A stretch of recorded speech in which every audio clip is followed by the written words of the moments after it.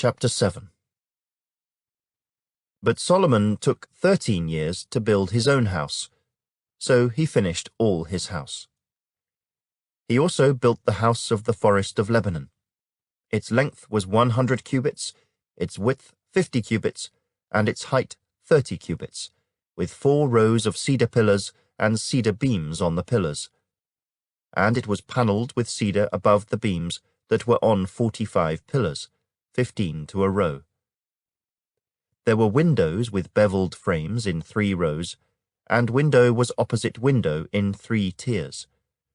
And all the doorways and doorposts had rectangular frames, and window was opposite window in 3 tiers. He also made the hall of pillars.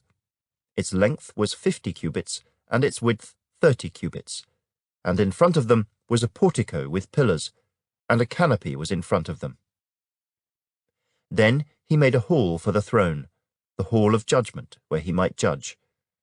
And it was panelled with cedar from floor to ceiling. And the house where he dwelt had another court inside the hall, of like workmanship. Solomon also made a house like this hall for Pharaoh's daughter, whom he had taken as wife. All these were of costly stones cut to size, trimmed with saws, inside and out, from the foundation to the eaves, and also on the outside to the great court. The foundation was of costly stones, large stones, some 10 cubits and some 8 cubits. And above were costly stones hewn to size, and cedar wood. The great court was enclosed with 3 rows of hewn stones and a row of cedar beams. So were the inner court of the house of the Lord, and the vestibule of the temple. Now King Solomon sent and brought Huram from Tyre. He was the son of a widow from the tribe of Naphtali, and his father was a man of Tyre, a bronze worker. He was filled with wisdom and understanding and skill in working with all kinds of bronze work. So he came to King Solomon and did all his work. And he cast 2 pillars of bronze, each one 18 cubits high, and a line of 12 cubits measured the circumference of each. Then he made 2 capitals of cast bronze to set on the tops of the pillars. The height of one capital was 5 cubits, and the height of the other capital was 5 cubits. He made a lattice network with wreaths of chainwork for the capitals which were on top of the pillars. 7 chains for one capital and 7 for the other capital. So he made the pillars, and 2 rows of pomegranates above the network all around to cover the capitals that were on top, and thus he did for the other capital. The capitals which were on top of the pillars in the hall were in the shape of lilies, 4 cubits. The capitals on the 2 pillars also had pomegranates above, by the convex surface, which was next to the network. And there were 200 such pomegranates in rows on each of the capitals all around. Then he set up the pillars by the vestibule of the temple. He set up the pillar on the right, and called its name Jachin, and he set up the pillar on the left, and called its name Boaz. The tops of the pillars were in the shape of lilies. So the work of the pillars was finished.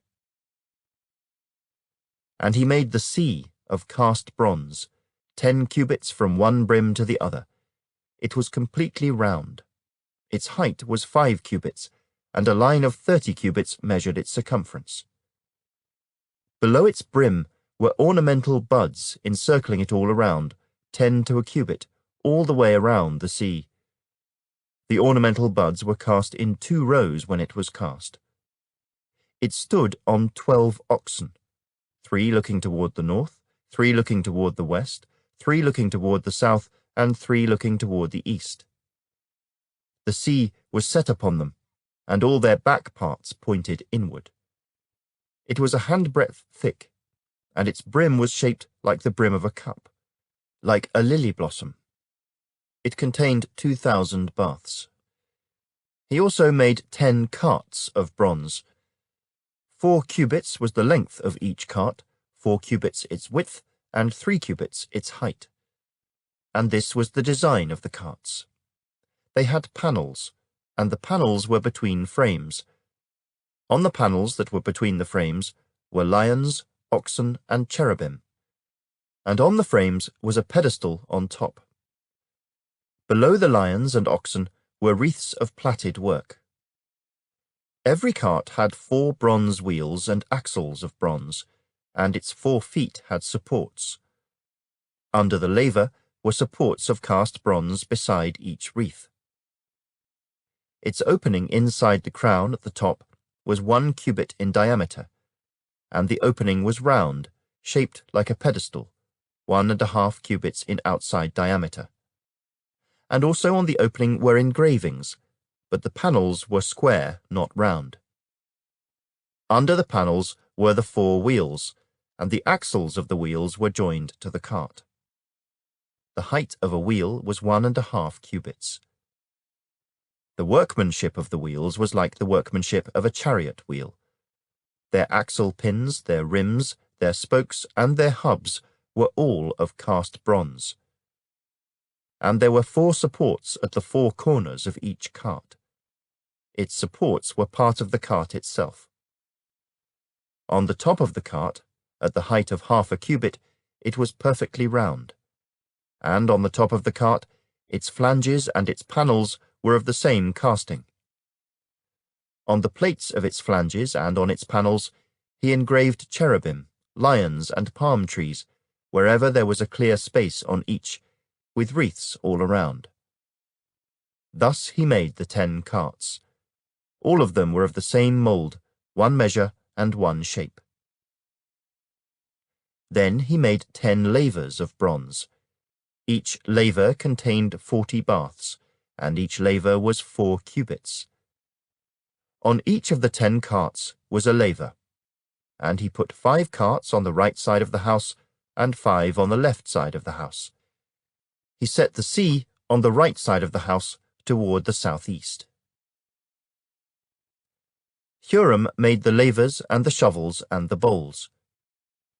So Huram finished doing all the work that he was to do for King Solomon for the house of the Lord. The 2 pillars, the 2 bowl-shaped capitals that were on top of the 2 pillars, the 2 networks covering the 2 bowl-shaped capitals which were on top of the pillars, 400 pomegranates for the 2 networks, 2 rows of pomegranates for each network to cover the 2 bowl-shaped capitals that were on top of the pillars, the 10 carts and 10 lavers on the carts, 1 sea and 12 oxen under the sea, the pots, the shovels, and the bowls.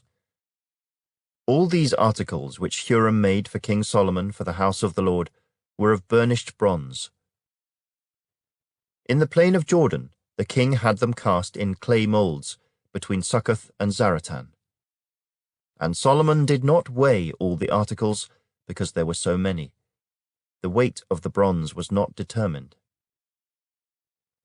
Thus Solomon had all the furnishings made for the house of the Lord: the altar of gold, and the table of gold on which was the showbread, the lampstands of pure gold, 5 on the right side and 5 on the left, in front of the inner sanctuary, with the flowers and the lamps and the wick trimmers of gold, the basins, the trimmers, the bowls, the ladles, and the censers of pure gold, and the hinges of gold, both for the doors of the inner room, the most holy place, and for the doors of the main hall of the temple.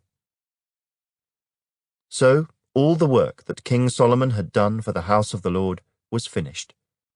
And Solomon brought in the things which his father David had dedicated, the silver and the gold and the furnishings.